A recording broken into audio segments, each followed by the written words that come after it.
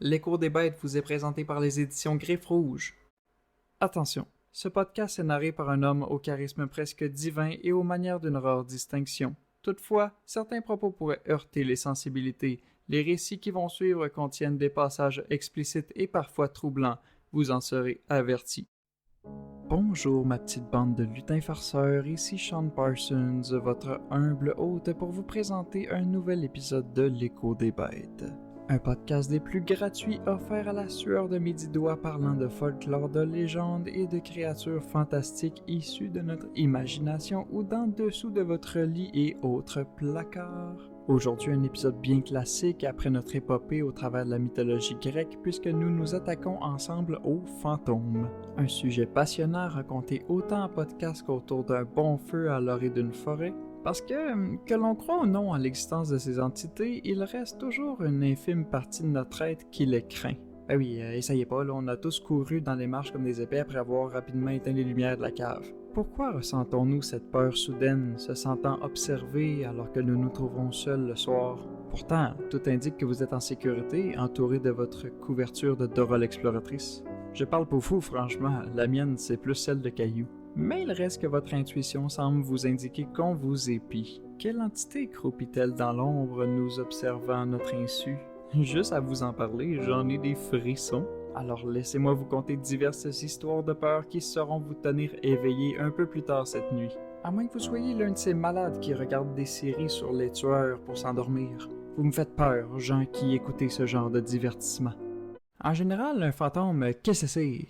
Ben, en gros, il s'agit de l'apparition ou de la manifestation de l'esprit d'une personne décédée, et il est souvent perçu comme une forme immatérielle ou translucide qui conserve parfois l'apparence qu'avait la personne de son vivant. Donc non, je m'excuse, les fantômes, ce ne sont pas des monstres couverts d'un drap blanc. J'ai été menti durant toute mon enfance, j'ai été berné, trompé par mes proches. La plupart des fantômes ne font que des apparitions brèves, sûrement un bug dans le plan astral, ou peut-être est-ce les reptiliens ou même encore les extraterrestres qui nous contrôlent depuis les pyramides qu'ils ont montées. Non, concentre-toi. Ils sont généralement translucides et témoignent d'un teint des plus pâles. Soit moi, peu importe la période de l'année, parce que l'été j'ai trop chaud et l'hiver j'ai trop frais, donc je ne sors pas. Certains sont même liés à des objets qui les empêchent de quitter définitivement notre monde afin de bien se reposer comme il se doit. On peut remonter jusqu'à 2000 ans avant ce fameux Jésus-Christ en Mésopotamie où on évoque les premières tablettes cunéiformes, ou je sais pas qu'est-ce que ça veut dire, qui évoquent les étimus des esprits des morts. Selon mon dieu ChatGPT, ces tablettes seraient des morceaux d'argile sur lesquels on écrivait à l'aide d'un calame, un bâtonnet taillé en biseau, en y imprimant des petits signes en forme de clous ou de coins. L'argile était ensuite séchée au soleil ou cuite dans un four pour la conserver. Merci ChatGPT. Si on ne respectait pas les rituels funéraires des monsieur et madame défunts, leurs esprits pouvaient devenir errants et malfaisants. Ils deviendraient ainsi des cauchemars pour les vivants, amenant avec eux maladie et malchance. On pratiquait alors des exorcismes afin de les chasser définitivement vers le monde souterrain du nom d'Irkala. En Égypte ancienne, on croyait fortement qu'il était essentiel de préparer les morts à leur voyage vers l'au-delà. Pour ce faire, ceux-ci étaient enterrés avec des rites complets pour éviter qu'ils reviennent. Un mort mécontent ou oublié, comme le serait l'enfant du milieu, pouvait revenir en tant que fantôme vengeur. Et comme pour les loups-garous, il existe plusieurs types de fantômes issus des folklores et autres légendes. Allez écouter l'épisode sur les loups-garous en passant, on m'a dit que c'était vraiment digne du podcast des pires moments de l'histoire avec Charles Beauchesne. Dans les esprits les plus connus, nous pouvons citer le poltergeist. Venant d'Allemagne, ce type de fantôme se traduirait par esprit bruyant. En même temps, il vient d'un pays où commander une pizza te donne l'impression de vouloir envahir un pays voisin. C'est pas vrai, j'adore l'Allemagne. Le poltergeist, donc, se manifesterait par des bruits violents ou lorsqu'il déplacerait des objets, voire les lancer. Parce que tant qu'à être en maudit, aussi bien pitcher du mobilier. Il serait plus facile de l'entendre plutôt que de le voir. On retrouve ce fantôme dans l'œuvre cinématographique de 1982, soi-disant maudite, du nom de Poltergeist par le réalisateur Tobe Hooper. Au courant de l'Europe médiévale, une créature nommée Revenant fit bien parler d'elle. Ben, j'étais pas vraiment là pour le savoir, là, je disais juste ça de même. Là. Enfin bref, cet esprit aurait la particularité de revenir hanter les vivants, souvent pour se venger. On le mélangerait avec les zombies et les vampires dans certaines traditions, bien que je ne suis pas certain comment. Chez les Irlandais, on peut citer la célèbre Banshee qui terrorise ce beau petit coin paisible où il pleut tout le temps. Il s'agirait de l'esprit d'une femme qui annonce la mort par des cris ou des lamentations. Elle prophétiserait la mort sans la causer et serait visible sous forme de jeune fille, de belle jeune femme ou de vieille madame. C'est cool, t'as du choix. Un classique apparaissant dans tellement de films qu'il en est devenu un cliché, je parle bien sûr du Yoré. Quoi? Comment ça vous savez pas de quoi je parle? Et si je dis qu'il s'agit d'un fantôme vêtu de blanc ainsi qu'aux longs cheveux noirs se déplaçant lentement vers ses prochaines victimes, vous l'avez sûrement vu dans The Ring ou dans The Grudge. Cet esprit, issu de la culture japonaise, est l'âme de quelqu'un mort dans de mauvaises conditions. Il faisait genre moins 30 degrés Celsius au moment de mourir, ce qui n'est en effet pas optimal. En fait, blague à part, la personne aurait été victime d'un meurtre ou se serait enlevé la vie. Le Yoré serait animé par une émotion intense, du genre la haine, l'amour ou la vengeance, on connaît. Si on revient dans le folklore européen... Ouais. Voyons, y a-tu quelqu'un?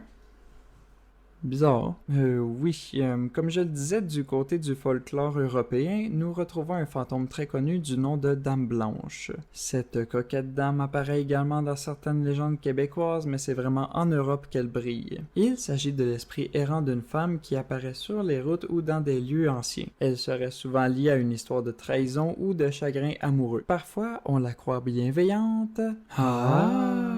Mais parfois vengeresse. On aurait souvent aperçu une dame en bord de route demander qu'on s'arrête afin de l'amener à quelque part. Dans plusieurs versions, une fois en route, elle se met soudainement à hurler puis disparaît. Ou, dans d'autres cas, elle indique au conducteur d'un danger à venir. Je ne vais pas tout nommer les types de fantômes existants puisqu'on va passer un pas pire bout ensemble sinon. Alors, à la place, laissez-moi vous raconter certaines légendes bien connues entourant les fantômes. La Llorona.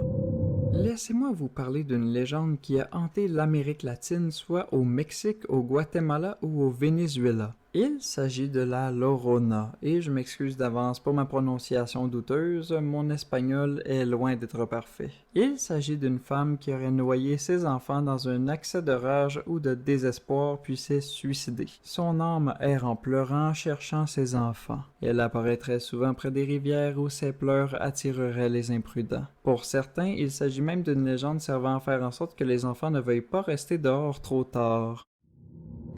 Le fantôme d'Anne Boleyn. Au 16e siècle, Henri VIII règne sur le trône d'Angleterre avec son lot de controverses et de détails politiques compliqués propres à la royauté. Seulement, ce bon vieux Henri, reconnu aujourd'hui pour être un homme à femmes.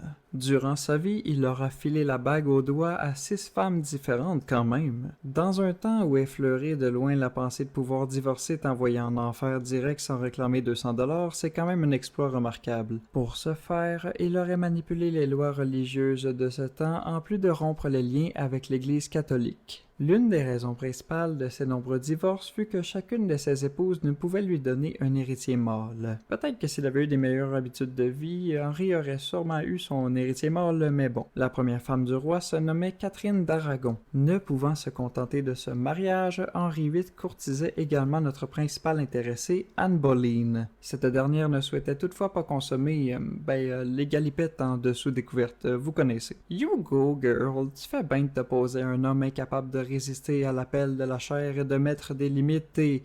Ah non, elle est tombée enceinte du roi. Ben coudonc. À un moment donné, Catherine d'Aragon finit par mourir d'une tumeur noire au cœur et Anne Boleyn va devenir reine. Par contre, notre Anne ne vit pas sa meilleure vie aux côtés de son époux puisque la population la rejette en tant que reine. En plus, Anne n'est pas capable elle non plus de procurer au roi un héritier mâle. Donc là, pour se débarrasser discrètement de sa femme et surtout de la façon la plus classe possible, Henri va l'accuser d'adultère, d'inceste, de complot afin d'assassiner le roi et de sorcellerie. Classe.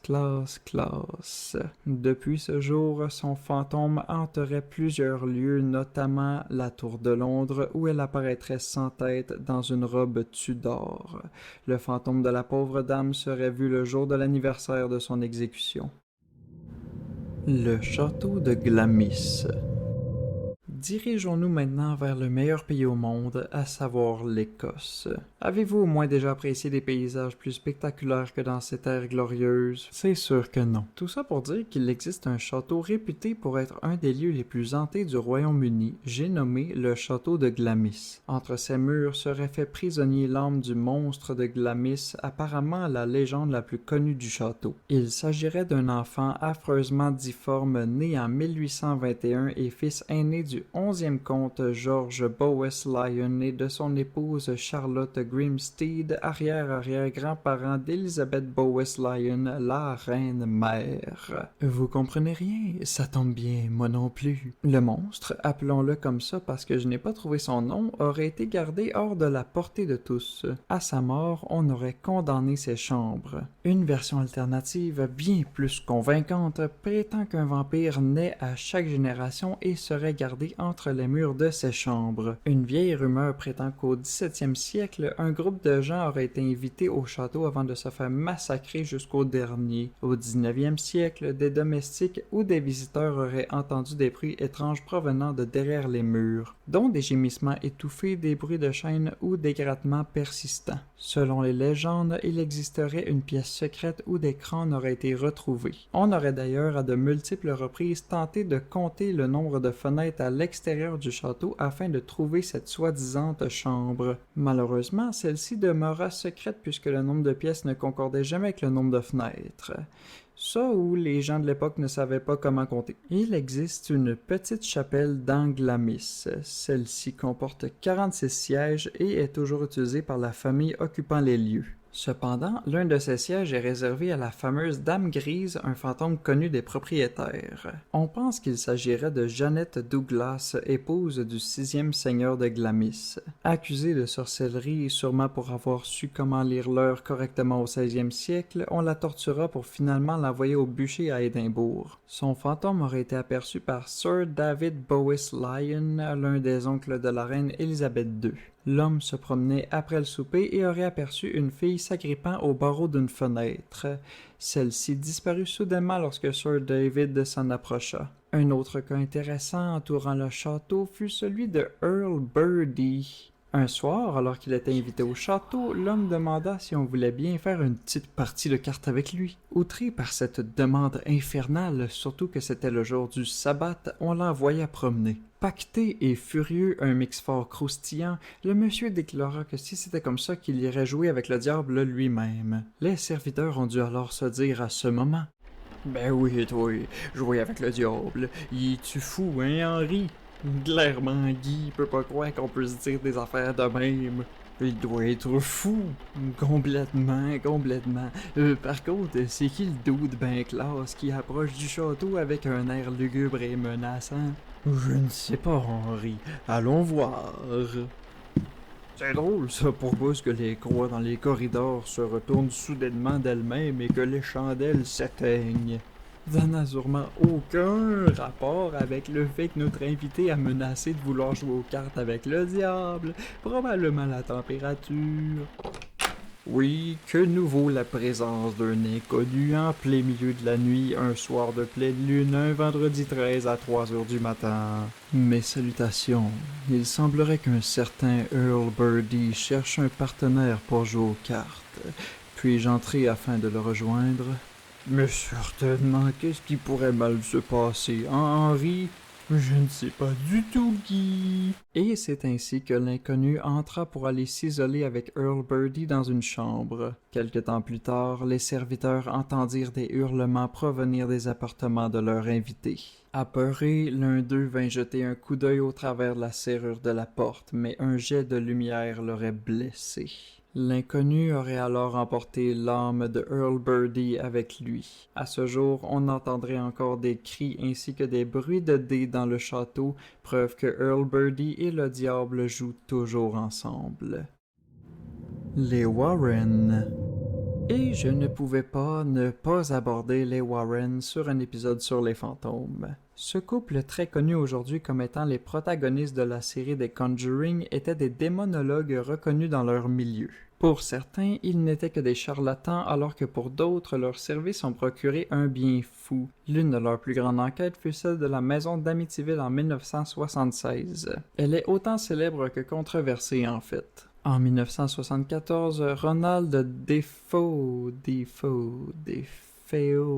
Jr. tue toute sa famille dans cette maison. L'année suivante, la famille Lutz s'y installe, se disant que de vivre dans un environnement pareil, ça devait être si réjouissant. Ils ont seulement vécu 28 jours dans cette maison avant de fuir à la suite d'événements terrifiants. Ils entendaient des voix démoniaques surgir de nulle part, sentaient des odeurs fétides, furent témoins d'apparitions et virent des objets bouger d'eux-mêmes. À mon humble avis, ils ont juste trouvé que finalement, la maison n'était pas à leur goût, donc ils ont beurré épais. Ed et Lorraine ont fait des séances de spiritisme ayant même capturé la photo du fantôme d'un petit garçon dans un escalier. Dans les films, on met beaucoup en vedette la poupée hantée Annabelle. Eh bien, sachez que cette saloperie a bel et bien existé, sauf en beaucoup moins creepy. Deux étudiantes, sûrement très à jeun, affirment avoir vu la poupée se déplacer d'elle-même. Celle-ci laisserait des messages classiques de fantômes du genre « Pensez à ramener du pain et aller chercher du lait ». Elle semblerait également possédée. Après que les Warren ont conclu logiquement que la poupée était habitée par un esprit inhumain qui se fait passer pour une fillette nommée Annabelle, ils l'enferment, comme dans les films, dans une vitrine bénite dans leur musée occulte. En 1981, le cas Arne Cheyenne Johnson fait l'effet d'une bombe. Cibole, leurs noms sont compliqués dans ce segment-là. C'est en effet la première fois qu'un tribunal américain entend une défense de possession démoniaque. Arne tue le propriétaire de sa fiancée. En quelle année ça se passe? Ah, le propriétaire du logement, ouais, ça fait plus de sens. Alan Bono, propriétaire d'un chenil où travaillait la fiancée d'Arne, Debbie Gladzel, hébergeait temporairement le couple au-dessus de son commerce. Le 16 février 1981, Arne poignarde Alan Bono après une dispute et tue le propriétaire du chenil. Mais pauvre petit écureuil farci que fut ce bon vieil Arne, il semblerait avoir été possédé, donc ce n'est clairement pas de sa faute. Selon sa fiancée, qui connaissait les Warren puisqu'ils auraient travaillé ensemble sur le cas de son petit frère qui était possédé, Arne agissait de façon étrange depuis quelque temps en plus de provoquer verbalement le démon. Ed aurait alors déclaré de façon le plus solennelle possible, le démon a quitté le corps de David et est entré dans celui d'Arne. L'homme aurait voulu plaider non coupable pour possession démoniaque, sauf que devant un tribunal, ça passe moyen. Il sera donc condamné à 10 à 20 ans de prison, mais en a purgé que 5. Aujourd'hui encore, les Warren stimulent notre imaginaire avec la saga Conjuring qui devrait s'achever prochainement avec le 4e volet. Eh bien, quel morceau que ce fut que cet épisode. Il est important de dire que même si vous croyez ou non à ces légendes, il faut admettre qu'elles sont toutes fascinantes. Hey, là, ça va faire! Viens ici, créature du démon, que je te casse la gueule! Va des rétros, Satana! Depuis toujours, les fantômes hantent les foyers et continueront de le faire jusqu'à la fin de notre temps. Alors d'ici la prochaine fois, dites-vous que lorsque la nuit tombe et qu'un ciel aussi obscur que la toge de la mort se dévoile, craignez l'approche de l'écho des bêtes. Je me nomme Sean Parsons et on se retrouve une autre fois dans un prochain podcast. Vous pouvez retrouver chaque épisode de ce podcast sur vos plateformes préférées ainsi que sur ma page YouTube Sean W. Parsons. N'hésitez pas à y jeter un coup d'œil.